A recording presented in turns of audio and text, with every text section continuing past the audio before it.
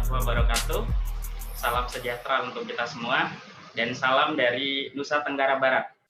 Ya, sebelumnya saya mengucapkan salam hormat juga kepada Ketua DPP Patelki Indonesia Bapak Widodo beserta jajarannya, Ketua Patelki wilayah Jawa Timur, Bali, dan Nusa Tenggara Barat, seluruh panitia, pihak sponsorship, serta seluruh peserta webinar yang berbahagia.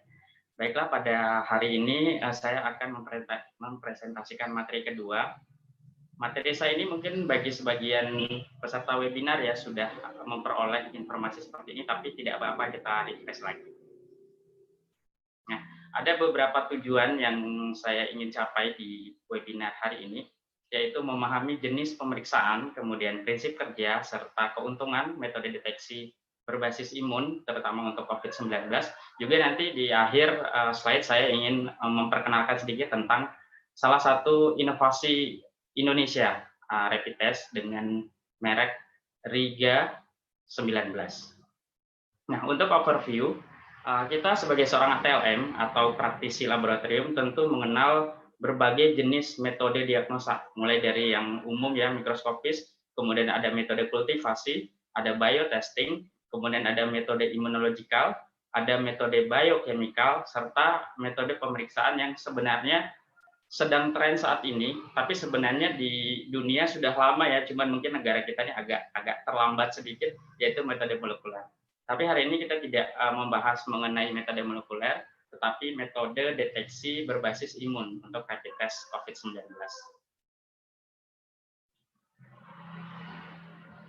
Nah, saya refresh sedikit, novel coronavirus disease atau COVID-19 ini pertama kali ditemukan di Wuhan ya, Wuhannya Tiongkok, dan mulai terdistribusi secara meluas itu pada awal 2020, sekitar tanggal 23 Januari 2020. Nah, bagaimana di Indonesia?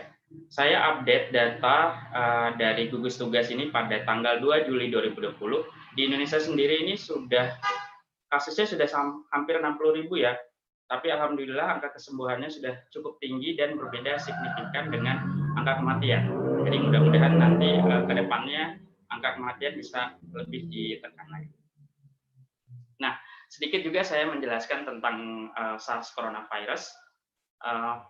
SARS coronavirus adalah salah satu virus ya, seperti halnya dengan virus HIV, SARS coronavirus ini merupakan virus yang memiliki materi genetik hanya RNA. Karena kita tahu virus adalah organisme yang kalau tidak memiliki materi genetik DNA, dia memiliki RNA. Kebetulan si coronavirus ini materi genetiknya adalah RNA.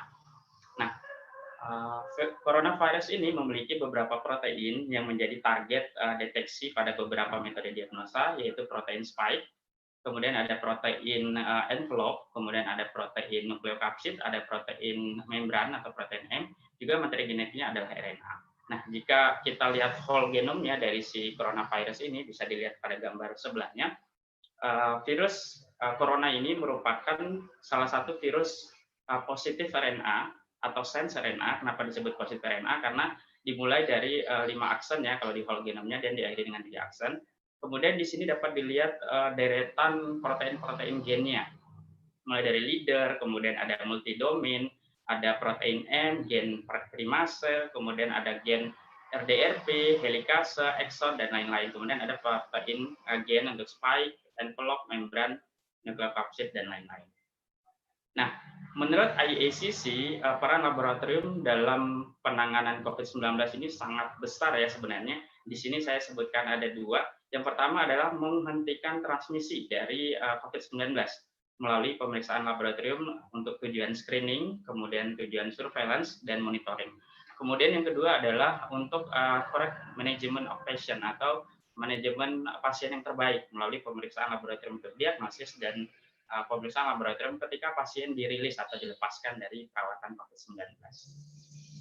Nah, di sini juga bisa dilihat peran laboratorium itu sangat penting ya melalui deteksi laboratorium COVID-19, baik itu menggunakan RT-PCR, kemudian antigen antibody maupun lab marker. Di sini bisa dilihat pada masa inkubasi virus atau Windows period ini fungsi pemetaan lab itu ada 2, yaitu untuk screening pasien yang tidak gejala atau tanpa gejala, juga untuk memonitor kontak dari si pasien.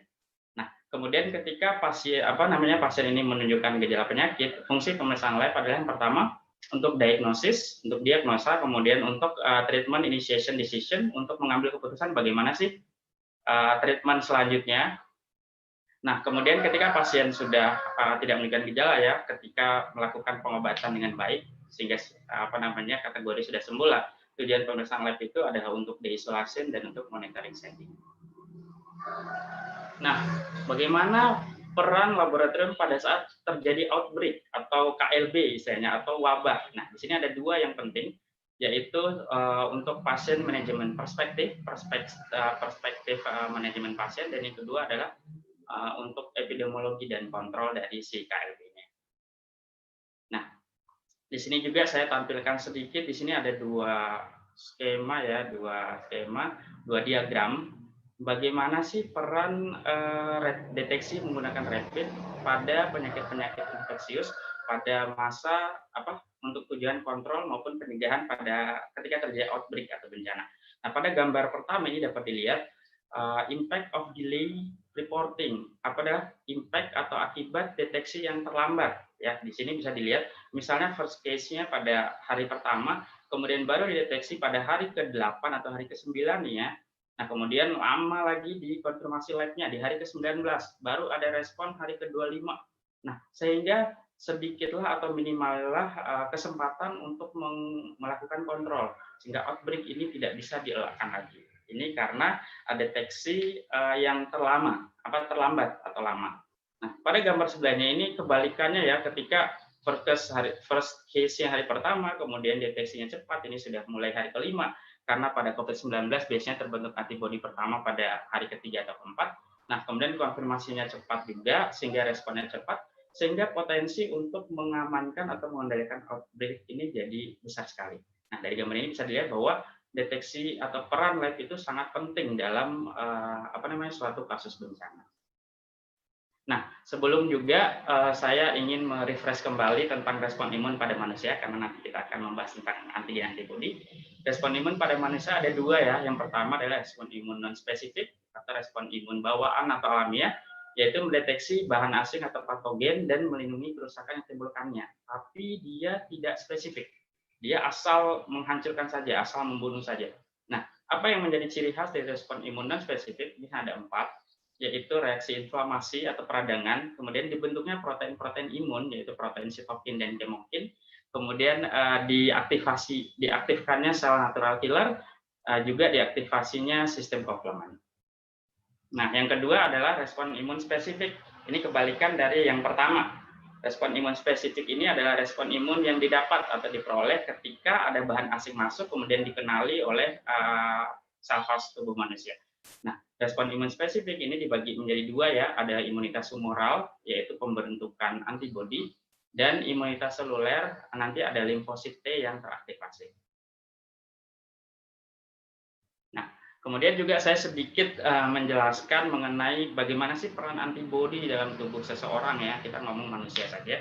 Yang pertama adalah ketika antigen masuk, kemudian dikenali oleh antigen presenting cell. Nah, si antigen ini akan merangsang aktivasi dari sel limfosit.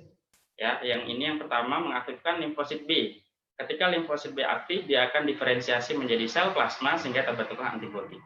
Nah, kemudian si antibodi yang terbentuk ini akan mengikat atau mengeliminasi si patogen melalui aktivitas yang namanya opsonin. Nah, setelah diaktifasi atau diikat melalui aktivitas opsonin, si antigen ini akan mengalami clumping dan akhirnya toksin dari bakteri atau patogen ini akan diinaktivasi. Selanjutnya juga antibodi ini akan merangsang aktivasi dari limfosit yang lain. Kalau antibodi kan limfosit B ya. Aktivitas limfosit yang lain yaitu sel limfosit T, sehingga sel limfosit T ini aktif menjadi sel T sitotoksik. Nah, selanjutnya juga antibodi ini dapat merangsang aktivitas sel darah putih lainnya, misalnya sel mast atau basofil. Nah, sehingga sel mast atau basofil ini akan mengeluarkan granula, karena kan dia bergranula ya, mengeluarkan granulanya degranulasi dan sehingga akan ikut membunuh si patogen ini. Dan yang terakhir juga si antibodi ini dapat merangsang aktivasi komplement juga, seperti pada respon imun non-spesifik, yang juga membantu membunuh si patogen melalui aktivitas MIC atau molekul peptide kompleks. Nah, Bagaimana respon imun terhadap invasi virus? Di sini pada gambar mudah-mudahan jelas ya, agak buram. Di sini terlihat semua respon imun. Jadi ada respon imun spesifik dan non spesifik. Saya jelaskan singkat saja ya. Ketika virus masuk, virus apapun ya, masuk akan dikenali oleh tubuh melalui APC atau antigen presenting cell.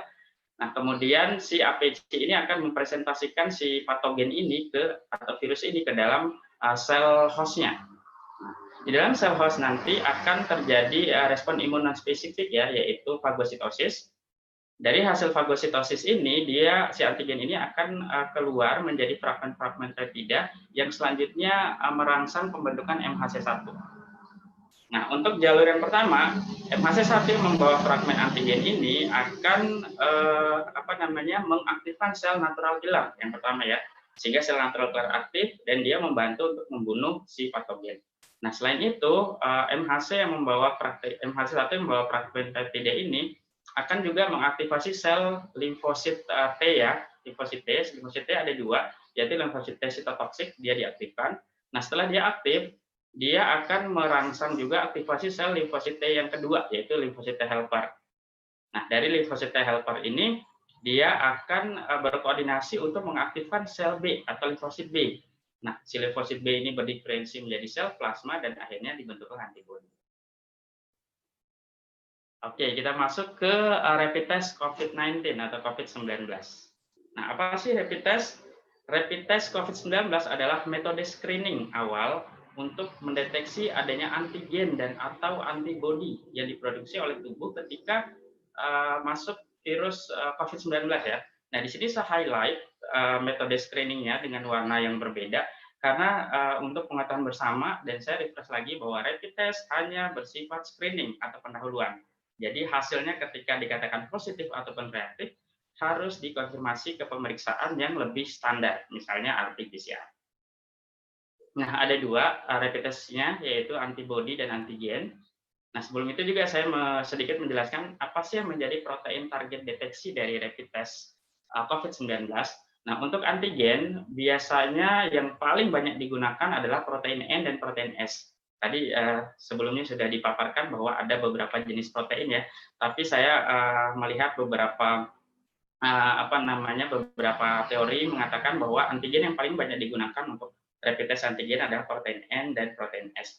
Nah, kemudian untuk protein antibody ini adalah ada tiga sebenarnya yang tercetus untuk diproduksi ketika infeksi COVID-19, yaitu IgM, IgG dan IgA, tapi yang paling banyak digunakan pada rapid test yaitu IgM dan IgG. Nah, bagaimana sih prinsipnya? Prinsip rapid test COVID-19 ini serupa ya dengan rapid test lain, kebanyakan misalnya rapid test dengue atau rapid test HIV atau urin, prinsipnya sama, yaitu imunokromatografi, yaitu deteksi antigen atau antibodi berdasarkan reaksi kompleks antigen antibodi pada bahan nitroselules yang diberi antibodi monoklonal sehingga bisa terbaca.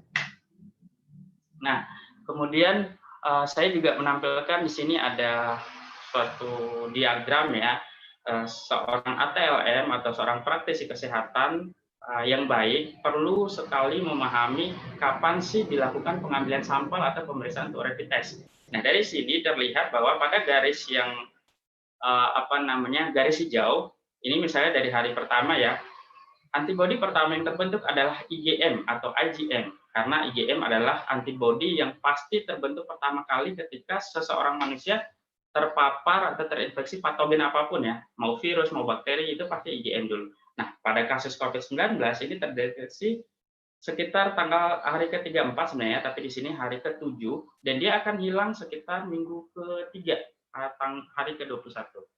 Nah, kemudian sembari dia menghilang, si IgM ini akan switching class ya, akan terjadi pengalihan imunoglobulin menjadi IgG, dan IgG ini akan tetap ada sebenarnya ya, walaupun sampai pasien sudah dikatakan sembuh, sebenarnya kemungkinan tetap akan ada. Nah, pada garis yang biru ini menunjukkan pasien sembuh.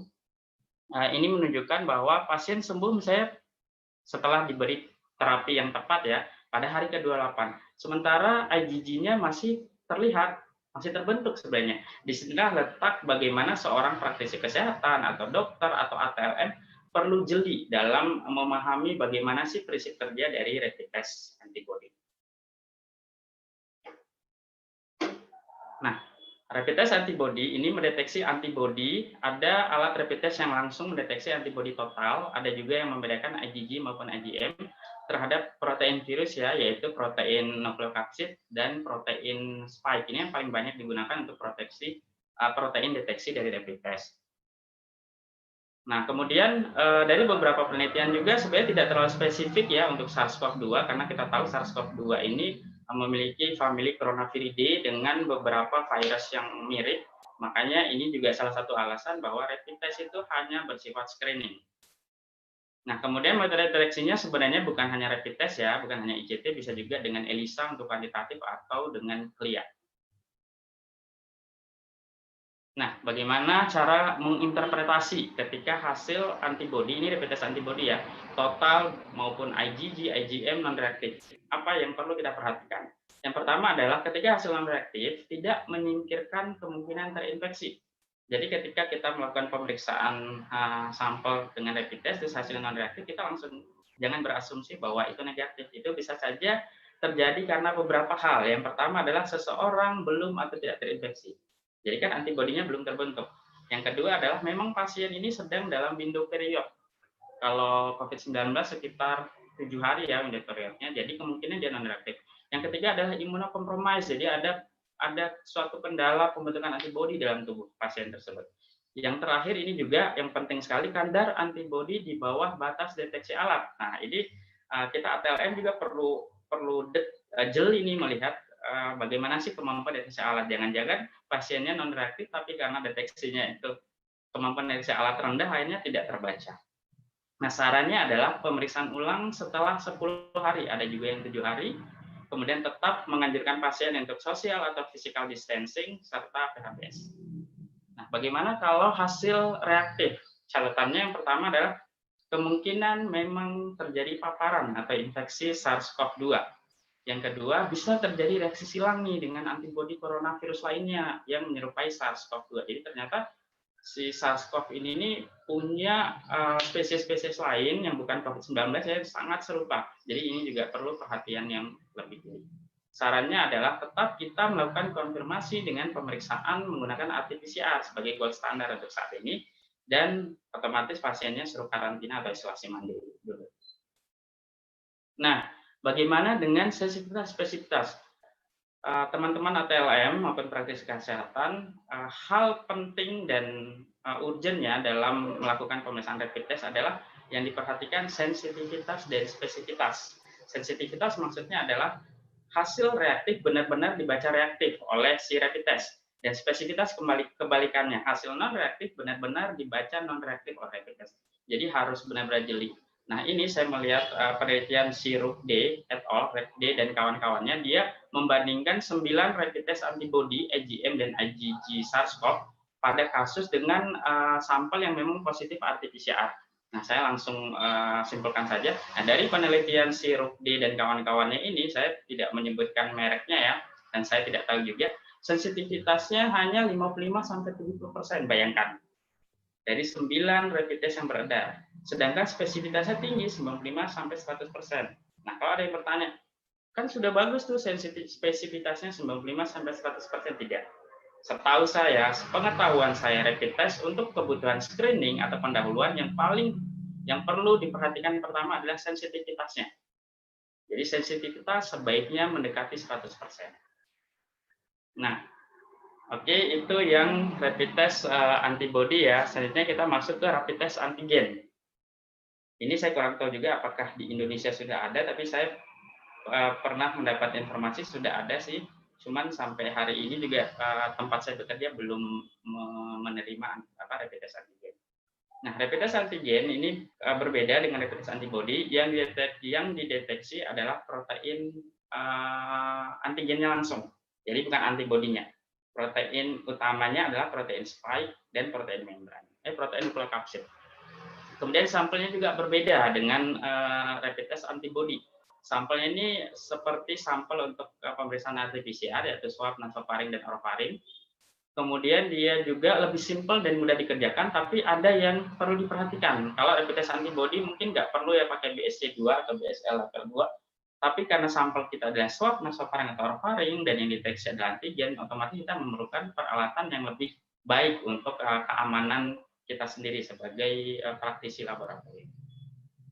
Nah, bagaimana sih bedanya interpretasi hasil atau akurasi hasil rapid test yang deteksi antigen maupun antibody? Dari gambar ini bisa dilihat, kita sudah ketahui bersama juga tadi COVID-19 punya window period di mana antibody yang pertama terbentuk yaitu IgM itu ada yang 3 sampai 4 hari, ada yang 7 hari kemudian. Jadi ketika diperiksa pada awal waktu awal terinfeksi, rapid test antibody bisa saja dihasilkan non reaktif. Tapi rapid test antigen ini karena langsung mendeteksi gen virus atau antigen dari virus, jadi pada saat terinfeksi awal pun dia sudah langsung bisa dideteksi. Jadi itu perbedaannya. Nah, untuk prosedur kerjanya sebenarnya sama saja ya dengan prosedur rapid test antibody, rata-rata menggunakan sampel whole blood, serum atau plasma, mulai tambahin dengan buffer, cuman sampel yang berbeda. Kalau rapid test antibody dengan serum yang paling dianjurkan, sedangkan rapid test antigen ini menggunakan swab nasofaring maupun orofaring. Nah, oke. Saya juga tadi di tujuan pembelajaran di poin keempat, saya ingin sedikit memperkenalkan rapid test antibody COVID-19 buatan anak negeri. Nah, alhamdulillah nih Indonesia sudah berhasil membuat rapid test sehingga ini sungguh luar biasa ya dan tentu saja akan memberi keringanan terutama cost bagi pemerintah dan pelaksana kesehatan untuk memberikan pelayanan pemeriksaan rapid test kepada masyarakat karena otomatis memiliki kelebihan-kelebihan. Nah, saya sedikit ceritakan tentang rapid test antibody COVID-19. Ini diberi nama RIGHA19 atau RIGA19. RI adalah Republik Indonesia, G ini adalah Gajah Mada, H ini adalah Hepatika, A adalah Airlangga, dan 19 ini COVID-19. Nah, bagaimana sih awal mula si RIGA19 ini bisa diproduksi di Indonesia? Yang pertama adalah adanya penugasan dari Kemenristek Republik Indonesia memberikan penugasan melalui Badan Pengkajian dan Penerapan Teknologi atau BPPT. Nah, kemudian terjadilah kolaborasi peneliti-peneliti yaitu dari Universitas Gajah Mada, dari Airlangga, juga dari Laboratorium Hepatika Mataram yang ada di Lombok, Nusa Tenggara Barat. Nah, kenapa dipilih Laboratorium Hepatika Mataram Nusa Tenggara Barat? Karena peneliti-peneliti di Hepatika Mataram ini sudah berpengalaman dalam membuat rapid test. Sebagai contoh, rapid test hepatitis B, kemudian ada HIV, ada dengue, ada urin dengan merek NTB ya, kalau tidak salah. Nah, kemudian bahan dasarnya apa sih sehingga bisa dibuat si RIGA19 ini? Bahan dasarnya adalah serum positif, otomatis dari pemeriksaan RT-PCR ya, bukan pemeriksaan rapid test. Serum positif COVID-19 yang diambil dari Balitbangkes Kementerian Kesehatan Republik Indonesia. Jadi itu sebenarnya kisahnya ya, saya singkat-singkat saja. Nah, apa sih yang dideteksi oleh RIGA19? Nah, RIGA19 ini tidak hanya menguji antibodi total, jadi dia sudah spesifik ya, dapat menguji imunoglobulin yaitu IgG dan IgM, bukan total imunoglobulin. Kemudian telah dilakukan uji validasi. Otomatis kalau sudah rilis kan pasti harus melewati prosedur pengujian seperti uji validasi. Ini dilakukan di RSUP Dr. Sarjito, kemudian ada di Rumah Sakit Akademik UGM, kemudian RSUD Jogja, RSUP Dr. Karyadi Semarang, kemudian RSUD Dr. Muwardi Solo, serta di RSUD Dr. Sutomo dan Rumah Sakit UNER. Ini alhamdulillah sudah selesai ya validasinya, itu tanggal 30 Juni 2020. Nah, kemudian telah dilakukan extend research, jadi karena ini merupakan rapid test yang sangat dibutuhkan saat ini oleh Indonesia, jadi prosedur-prosedurnya itu benar-benar ketat dan harus melewati banyak tahap, dan alhamdulillah sudah juga dilakukan extend research. Nah, apa kelebihan utamanya ini saya kasih bold ya, poin keempat, ini murah insya Allah ya. Oke. Nah, ini adalah tampilannya. Tampilan dari RIGA19 ini praktis, otomatis ya, seperti rapid test lainnya. Kemudian cepat, sama juga ya, rata-rata pembacaannya, interpretasinya adalah pada waktu ke 10 sampai 15 menit. Kemudian otomatis spesifik terhadap antigen COVID-19. Kemudian dapat digunakan untuk screening besar meluas ya, atau field di masyarakat terhadap bisa untuk OTG, ODP, PDP maupun infeksi. Jadi juga bagus ya, juga dapat memberikan nanti gambaran herd immunity di masyarakat. Nah, di sini saya tampilkan sedikit tahapan produksi si Riga 19 ini ya, mulai dari pendanaan yang pendanaan ini berpusat dari BPPT, kemudian dilakukan desain dan prototyping ini oleh kerjasama ini ya dari BPPT, Kementerian Kesehatan, dari UNER, UGM, dari Hepatika, kemudian dilakukan validasi dan pada akhir Juni dan alhamdulillah sudah tervalidasi, diperolehlah sensitivitas dan spesifitasnya. Kemudian diregistrasi. Nah, registrasi ini juga sangat penting ya dalam hal mematenkan suatu produk atau memberikan informasi tentang izin edar. Nah, alhamdulillah si Riga 19 ini sudah memperoleh izin edar ya dengan nomor izin edar Kemenkes Republik Indonesia AKD 203030206997. Ini produksinya target produksi 20.000. Kemudian baru diproduksi dan didistribusikan kepada masyarakat ya. Kalau tidak salah sudah mulai didistribusikan sejak tanggal 1 Juli 2020 kemarin, tapi mungkin karena produksi belum terlalu banyak, akhirnya mungkin masih di beberapa tempat saja. Nah, saya juga di sini menjelaskan sedikit nilai diagnostik dari rapid test. Pada penjelasan sebelumnya, saya telah memaparkan bahwa rapid test ini yang perlu diperhatikan adalah nilai diagnostiknya, terutama sensitivitas dan spesifitas. Nah, dari hasil uji validasi yang dilakukan bulan Juni kemarin, diperoleh sensitivitas 98% dengan spesifitas 96%. Jadi di sini sudah dilihat, insya Allah rapid test ini memiliki sensitivitas yang baik. Nah, harga, bagaimana dengan harga? Ternyata harga lebih murah nih. Kalau hitungannya itu cuma 75.000 per tes, tapi mungkin dengan ini itu dan lain-lainnya mungkin 100-an ribu ya, kalau tidak salah. Kemudian bahan sampel yang digunakan ini sama ya, seperti umumnya serum, plasma atau whole blood, tapi tetap saja serum merupakan bahan atau sampel yang paling dianjurkan untuk dilakukan digunakan sebagai spesimen.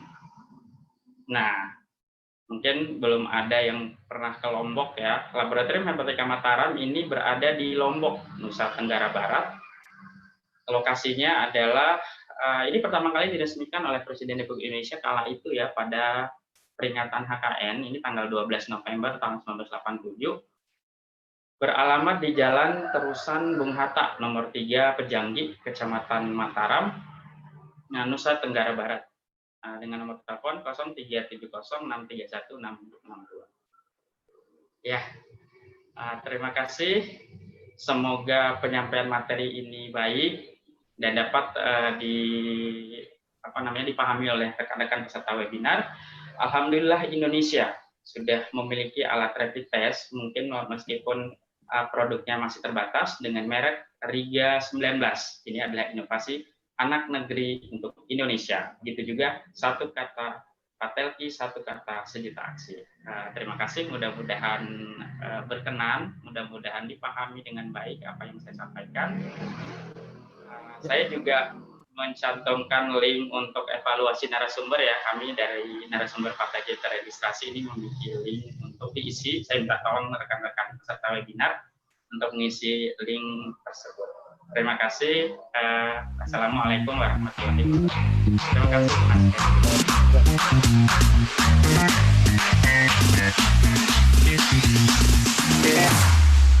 Here we go now.